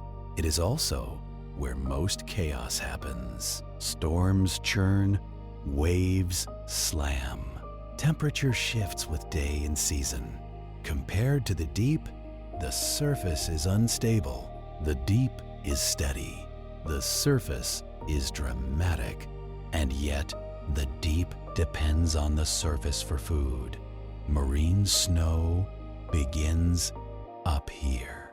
Dead plankton, fecal pellets, discarded houses from larvaceans. Larvaceans, by the way, are small gelatinous animals that build mucus houses. They filter particles through these houses. When the house clogs, they abandon it and build another. The abandoned house sinks, carrying carbon downward. So even mucus architecture becomes part of the carbon cycle. The ocean is full of small, uncelebrated contributions. Now you rise further, and pressure continues to ease. This is where humans start to feel relief in a dive. Less squeeze on ears, less density in breathing gas, less nitrogen dissolving, but you are not a diver here. You are drifting, watching. And because you are drifting upward, it is natural to think about what happens to deep creatures when they rise, intentionally or accidentally. Many deep animals do not rise. They stay where they are, adapted, but some migrate daily, like the deep scattering layer. Those animals are adapted to changing pressure. They can handle it because they do not rely on gas-filled spaces that would expand dangerously, or they regulate those spaces carefully, or they keep migrations within ranges their physiology can tolerate. A fish with a swim bladder has to manage gas volume. At depth, gas compresses. Near the surface, it expands. If you ascend too fast, the bladder can overexpand. So fish that migrate vertically may have special bladder structures, or they avoid having one. Some have lipid-based buoyancy instead. Some have reduced bladders. The deep teaches you that gas is complicated. Gas is freedom in air and a liability in pressure. This is why submarines and deep diving vehicles rely on ballast tanks carefully controlled. They manage buoyancy deliberately. They do not want trapped gas doing its own thing. Now, as you continue rising, you approach the place where the deep story began. Not the surface itself, but the transition zones where sunlight still matters. Here, predators have better vision. Colors return slowly, then fully. Red becomes red again, no longer stolen by water. And with light comes a different kind of danger. Visibility in the deep, darkness hides you. Near the surface, you can be seen. So animals here often have different camouflage. Counter shading, dark on top, light underneath, silvery sides that reflect surrounding water. Transparency, making the body almost vanish. You watch a small fish, its scales like mirrors. It reflects the dim surroundings, making its outline hard to detect. This works best in open water, where background is uniform. But it fails near complex backgrounds. Every camouflage has a context. Nothing is perfect. Now you are still not at the surface. And you are not ending anything. You are simply moving through layers, returning slowly toward the human world. And as you do, there is one more deep-sea truth worth holding. Pressure is not just a force. It is a selector. It decides which materials work, which chemistries hold together, which body plans are worth the energy. It encourages softness. It encourages efficiency. It punishes empty spaces. It makes gas a problem and water a comfort. This is why deep life is often gelatinous. It is why deep fish have reduced skeletons. It is why chemosynthetic ecosystems exist, where chemistry leaks out. The deep is a teacher, but not a kind one. It teaches by removing what fails. Now, you rise a little more and the water warms slightly. Just a hint, like moving from a cold hallway into a less cold room. The sound of surface motion becomes a faint pressure in the background, and you begin to sense, in a distant way, the idea of air again. Not yet, but approaching. The story will eventually bring you back upward, easing the weight. But the ocean does not hurry, and neither do we. There are still things to notice in this middle water. The way life organizes around light, around oxygen, around scarcity. So you keep drifting, suspended between worlds, with the deep behind you, still working, still heavy, and the brighter water above you, waiting without patience. It is not waiting to welcome you.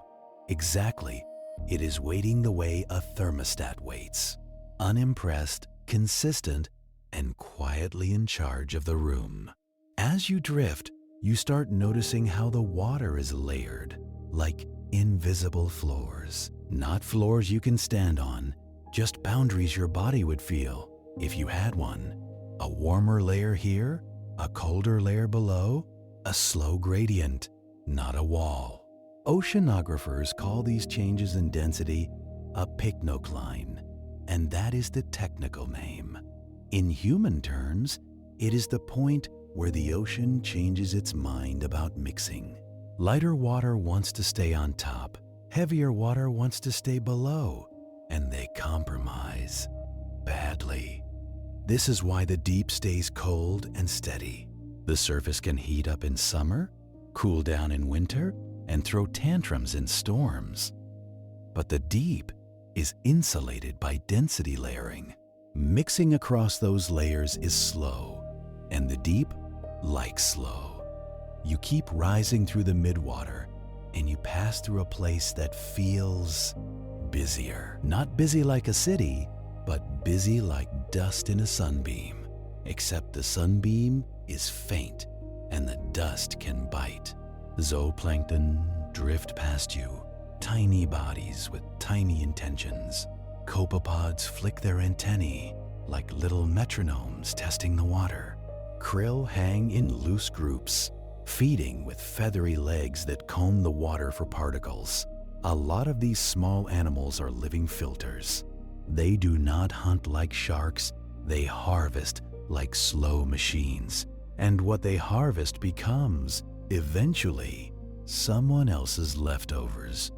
Because the ocean is not a straight line from producer to predator. It is loops, leaks, and losses, a system that sheds energy constantly. Most of what gets made near the surface never reaches the deep intact. That is why marine snow matters so much. It is the slow, inefficient delivery service that keeps the abyss from starving completely. But even marine snow has enemies on the way down. Bacteria colonize sinking particles almost immediately. They treat each crumb like real estate, and they build biofilms on it. Those bacteria respire, using oxygen, releasing CO2. They break complex organic molecules into smaller ones, step by step. In human terms, they are taking apart a sandwich, molecule by molecule, in the dark. And as bacteria work, they change the particle itself. They make it softer, more fragile, easier to break apart. Currents and tiny grazers shred it further, turning a sinking flake into a cloud. So the deeper you go, the less food remains. It is not because the surface is stingy. It is because the middle ocean is hungry too. There is a simple pattern scientists see when they measure this. The flux of sinking carbon decreases rapidly with depth. That sounds abstract, so translate it into bedtime language. Most of the crumbs get eaten on the stairs. By the time you reach the basement, dinner is mostly a smell. And still, the basement is not empty. You float near a drifting salp, a gelatinous barrel with a slow pump. It pulls water through its body, filtering tiny particles with a mucus net. Then it pushes the water out the back and drifts forward with gentle persistence. Salps are strange in a way that feels almost polite. They do not look aggressive because they are not. They are just extremely good at turning small food into fast sinking waste. Their fecal pellets can drop like stones compared to marine snow. This is one of those unglamorous facts that shapes the planet. Fast sinking pellets help move carbon into the deep more efficiently. So, yes, the climate is influenced by gelatinous tubes making poop in open water. Congratulations! You live on a world run by quiet indignities. As you rise further, the light strengthens, not as brightness, but as a direction. Up becomes a little clearer. Down becomes a little less absolute. And with that faint light comes a different sort of pressure. Not physical pressure, but ecological pressure. More eyes, more hunters that can see, more animals that have to avoid being seen. That is why you notice so many bodies that reflect, scatter, or erase light. Silvery fish, transparent larvae, and animals with skin like thin glass. Transparency is one of the ocean's best disappearing acts. If your body has the same refractive index as seawater, light passes through. In human terms, you become hard to focus on, like smudged window glass. But perfect transparency is difficult. Eyes are not transparent. Guts are not transparent. Anything with pigment or structure or food inside you gives you away. So you see compromises. A clear body with a dark eye, a transparent shrimp with tiny pigment spots placed like careful lies. Some animals solve the eye problem by shrinking it, some by pointing it upward or downward in ways that reduce visibility. Some live deeper during the day and rise only when darkness returns. That daily rise and fall keeps happening around you like a tide inside the water column. Night commuters, day commuters, a silent schedule without clocks. And now, as you keep drifting upward, you start to feel something else changing. Not temperature exactly, but texture. The water has more turbulence here. Tiny eddies, little rotations, water folding over itself. The deep is laminar in your imagination, but the upper ocean is constantly being kneaded. Wind drives surface mixing. Waves shove water around. And where different water masses meet, you get fronts, boundaries that concentrate life. At these boundaries, plankton can accumulate. Small fish follow the plankton. Bigger fish follow the small fish. It is not a grand plan. It is just physics concentrating food and biology showing up to cash the check.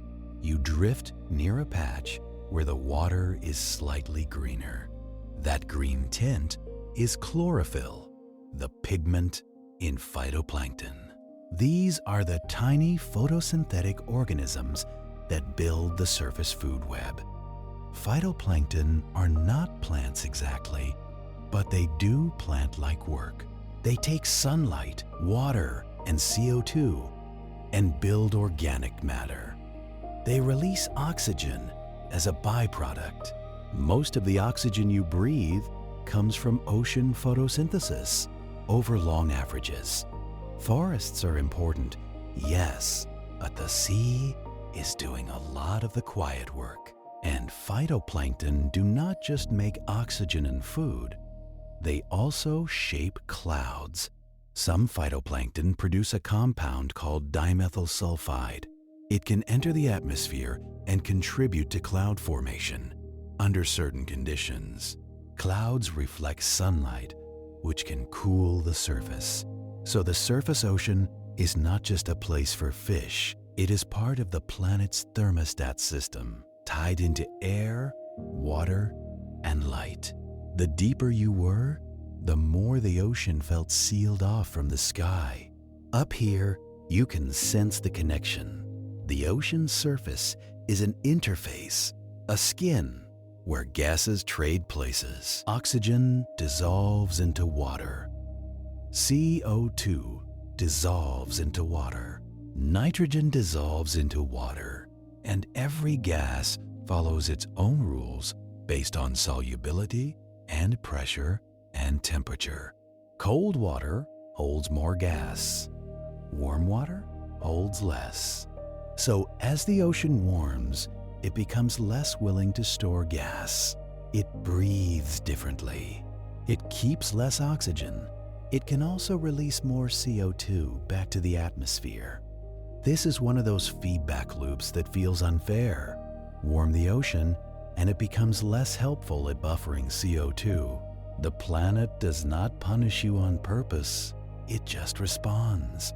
You drift through a patch of warmer water, and it feels almost strange now. Not hot, not tropical, just less numb, like your fingers warming after being cold for too long. And as you move, you notice how the pressure feels lighter. Not gone, not yet, but less insistent. Your imaginary body has more room to exist without being held so tightly. This is the point where it makes sense to think about the human body again. Not because humans belong here, they do not, but because humans keep trying anyway, and the attempts are educational. A human diver at depth is a compromise wrapped in neoprene and stubbornness. Your lungs want to be full of air. Your blood wants to exchange gases normally. Your brain wants to stay conscious. The ocean does not care what you want. At shallow depths, scuba works. You breathe compressed air. You manage buoyancy. You equalize pressure in your ears and sinuses, like an ongoing argument with your skull. But deeper dives become complicated quickly. Nitrogen narcosis can set in.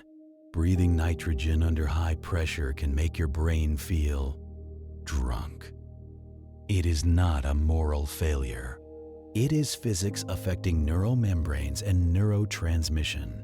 People describe it as a dreamy fog, slowed reactions, bad decisions that feel brilliant. Congratulations, the ocean has invented a sedative, and it is made of the air you brought. Go deep enough, and oxygen itself becomes a risk.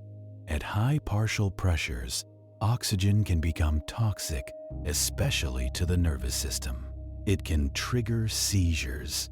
So, deep technical divers use gas mixes. They replace some nitrogen with helium to reduce narcosis. Helium is less narcotic, more stable in that sense. But helium brings its own annoyances. It conducts heat well, making you lose warmth faster. And it changes your voice if you speak, making you sound like a cartoon character. Nothing like sounding ridiculous while you are trying not to die. Divers also have to manage decompression carefully. If you stay deep, nitrogen or other inert gases dissolve into tissues. When you ascend, they need time to leave safely, so divers do decompression stops. They pause at certain depths, letting gases diffuse out gradually. It is patience, enforced by chemistry. And this patience is why saturation diving exists. Saturation diving is what happens when humans decide to live under pressure for days. If you stay at a given pressure long enough, your tissues become saturated with inert gas. After that, extra time at depth does not add much more gas load. So, instead of doing many dives and many decompressions, saturation divers stay in pressurized habitats. They live in chambers, sleep in chambers, eat in chambers. Then, at the end of the job, they do one long decompression. Sometimes it takes days. This is how offshore oil and gas work has been done in deep water. Humans in small metal rooms, held at high pressure, breathing helium mixes, working in cold water. It is not glamorous. It is a job that pays well because it is exactly as pleasant as it sounds. And there is a weird side effect called high-pressure nervous syndrome. At extreme pressures, even helium mixes can cause tremors and cognitive effects. The nervous system does not love being squeezed. The ocean is very good at reminding you that you are not designed for it. You are an air animal, a warm, fragile, opinionated bag of water that prefers furniture. Meanwhile, the animals around you up here are doing their own version of pressure management, not with chambers and schedules, but with tissues and behavior. Take fish with swim bladders again. A swim bladder is a gas-filled sac that helps maintain buoyancy. At depth, it compresses. At shallower water, it expands. Some fish can add gas to the bladder using a gas gland. They can also remove gas through a structure called the oval. In some species, it is not fast. It is a slow adjustment. This is why rapid depth changes can be dangerous for fish too. If a fish with a swim bladder is brought up quickly, the bladder expands. It can push the stomach out of the mouth, bulge the eyes, rupture tissues.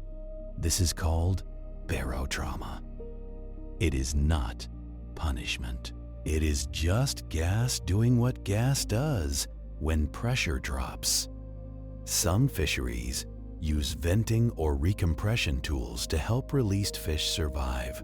A descending device can bring a fish back down, letting pressure compress the bladder again. It is a small example of humans trying to fix a problem created by dragging animals through pressure gradients. Sometimes it helps, sometimes it is too late. And you, still drifting upward, are crossing those gradients without consequence. Because imagination has excellent pressure tolerance. You pass through a layer where jellyfish are more common. Not the classic beach jellyfish, but small medusae, delicate bells with trailing tentacles. Their bodies are mostly water, and pressure is not a big deal for them. They pulse, pulse, pulse, like a slow heartbeat in the ocean. And because they are simple in some ways, they are very old in evolutionary terms. Jellies do not need bones. They do not need speed. They just need to eat small things and avoid being eaten by bigger things. Sometimes they do this with venom. A stinging cell, a nematocyst, fires like a tiny harpoon. It is a spring-loaded weapon built into a cell. If you have ever been stung, you know it can ruin your whole day. For a small planktonic animal, it ruins your whole existence. And there is an odd comfort in that. If you are listening in bed, the ocean is full of problems that are not yours. A tiny creature gets stung in the dark, and you get to remain a warm mammal under a blanket. Now, the water continues to brighten as you rise. The blues become clearer. The sense of open space remains, but it is less absolute, and you begin to feel the surface as a kind of ceiling again. Not a ceiling you hit, a ceiling of motion and sound. Above you, waves move.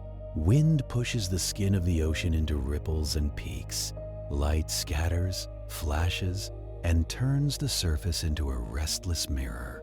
If you were a deep creature, this would be the chaotic zone. Unstable temperature, unstable salinity, especially near rivers or melting ice. Unstable predation patterns, driven by visibility. Up here, life often moves faster. Metabolism is higher in warmer water. Growth can be quicker. Reproduction can be more frequent. But that speed comes with costs. More eating, more vulnerability, more competition. The deep is slow and stingy.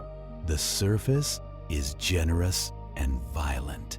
And now, as you drift closer to that surface chaos, it makes sense to remember what you have learned below. Pressure shaped the deep into a world of patience. Food scarcity shaped bodies into traps and filters. Darkness shaped light into weaponry and camouflage. Up here, those constraints shift, and so do the designs. You move through a layer where small fish gather. Some are larvae, transparent and fragile, not yet committed to their adult shape. Larval forms are often bizarre because development is a sequence of temporary solutions. A baby eel, for example, can be a leaf-shaped larva called a leptocephalus. It drifts, nearly invisible, thin as paper. Then later, it transforms into the long, muscular eel shape. Metamorphosis is not just for butterflies. The ocean loves dramatic life stages. And that matters for deep-sea life too, because many deep species begin as larvae in upper waters. They feed where food is abundant, then sink and settle later. It is a practical childhood in a richer neighborhood. So even when you think of the deep as isolated, it often depends on surface layers for early life. The ocean is stacked but connected, like floors in a building with leaky stairwells. You drift past a small creature that looks like a shrimp wearing a helmet. A larval crab, maybe, with oversized spines. Those spines are not fashion. They increase drag, slowing sinking, keeping the larva in the plankton longer. Spines can also make you harder to swallow. Even as a baby, you are negotiating predation. That is the ocean's version of parenting. You spawn 1,000 babies, give them some spikes, and let statistics do the rest. Now, the surface is closer, but you are not arriving yet. You are still in the water column, and there is one more slow science thread to tug gently. Pressure does not only squeeze bodies, it also influences how the ocean stores heat. Water has a high heat capacity, meaning it takes a lot of energy to change its temperature. That is why the ocean buffers climate. It absorbs heat, spreads heat, and releases heat slowly. Most of the extra heat from global warming has gone into the ocean, not the air. The ocean is doing the heavy lifting quietly. But the heat does not distribute evenly. Surface layers warm first. Stratification can increase, meaning the layering becomes stronger. Stronger stratification means less mixing. Less mixing means less oxygen delivered downward. Less mixing also means fewer nutrients brought up. In some regions, nutrients like nitrate and phosphate tend to accumulate at depth because sinking organic matter gets decomposed. To get those nutrients back to the surface, you need mixing or upwelling. So, if the surface layer becomes more stable and less mixed, productivity can change. Phytoplankton growth can shift. Food webs can shift. It happens slowly and unevenly and with a lot of uncertainty. But the mechanism is simple. Layering changes the exchange between floors. The deep breath of the ocean depends on density differences. Change temperature and salinity, and you change the breath. You have already met this idea as a calm fact. Now, you see it again as a quiet implication. The deep is not just a background, it is a system, and systems respond. But you do not need to carry that weight tonight. You can let it float beside you like a fact in a bubble, because right now, you are still in the water, and the water is still doing what it does best. Holding things, moving them, sorting them into layers, and never asking if you approve. You rise into the uppermost zone where sound from above becomes clearer. The rumble of distant ship engines, a low-frequency vibration, the slap and pull of waves translated through water into pressure changes. Even rainfall has a signature. Raindrops on the surface create a hiss underwater. A storm above can be heard below as a steady roar, like static, and it is strange to realize that the ocean has weather you can hear from underneath. The sky's mood, transmitted through a moving skin of water. You drift, and you begin to see more frequent flashes of life. Not the deep-sea pinpricks anymore, but sparks of plankton responding to disturbance. Some plankton glow when touched, triggered by mechanical stimulation. A wave, a passing fish, your imagined motion through water. The chemistry is similar to what you saw below. Luciferin reacts, luciferase helps, and light appears. But here, the glow can be more common because there are simply more bodies, more plankton, more collisions, more reasons to flash. Scientists sometimes study bioluminescence as a way to detect turbulence or organism density, because light becomes a signal of motion. In human terms, it is like watching a crowd at night where every bump makes someone briefly turn on a flashlight. You can see the shape of movement without seeing the movers. Now, you are near enough to the surface that the idea of rising back into air feels plausible. And with that comes a useful final detail to notice before you actually leave the deep behind. Pressure has been the villain and the teacher in this story. But what makes pressure feel terrifying to humans is not the pressure alone. It is the interface between pressure and gas. Your lungs, your ears, your sinuses, your gut, all places where gas wants to expand or compress. In deep-sea animals, those gas spaces are minimized, replaced, or controlled. So, if you want to understand deep-sea survival, you keep coming back to the same quiet rule. Avoid big compressible spaces, or learn to manage them perfectly. That is why whales, even though they breathe air, can dive deep. They do not take a full breath for deep dives in the way you might assume. They often exhale before diving, reducing gas volume. They have flexible rib cages that can collapse safely. Their lungs can compress, and air can move into rigid upper airways that resist collapse. This helps reduce nitrogen absorption, lowering decompression risk.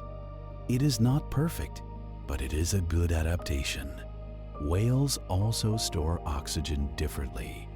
They have lots of myoglobin in their muscles, a protein that binds oxygen. Their blood volume is large, and their hemoglobin carries oxygen too. During deep dives, they can slow their heart rate, conserving oxygen.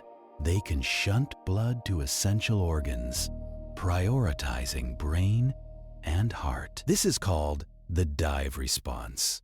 It is a built-in mode that says, "Stop wasting oxygen. You are doing something unreasonable." Seals do it too.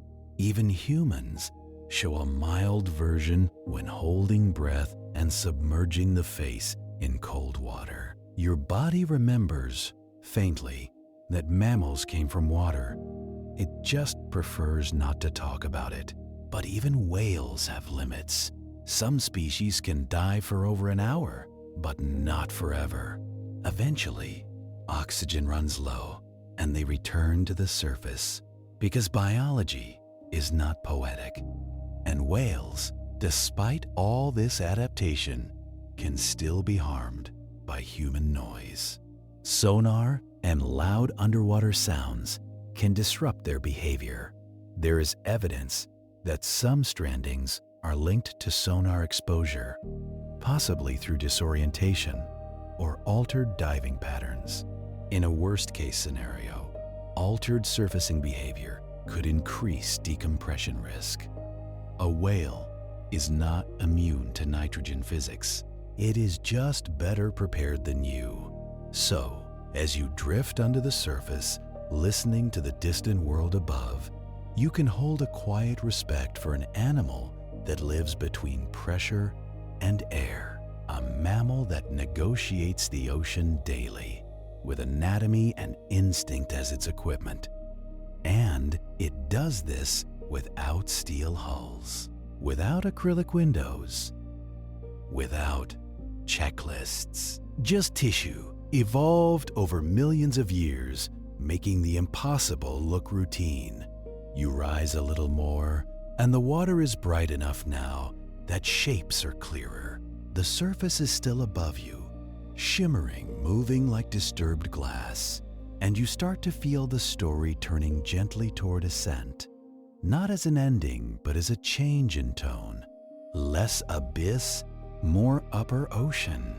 Less crushing weight, more restless motion. You pass through a final pocket of colder water, a reminder of the layers you crossed. Then you enter warmer water again, and the change is subtle but real. The pressure continues easing, and it is almost like loosening a tight grip. Not dramatic, just gradual relief. And as that grip loosens, you can begin carrying something simple upward with you. A plain idea shaped by everything you have drifted through. The ocean is not one place. It is a stacked world with different rules at different depths. And pressure is the quiet rule that writes most of those differences into flesh. You keep rising, and the surface sound grows louder, closer, more detailed, not because the surface is more important, but because you are approaching it. And soon, without rushing it, you will start to feel the moment when the squeeze becomes ordinary again, when the water brightens, when the deep recedes into memory, and when the calm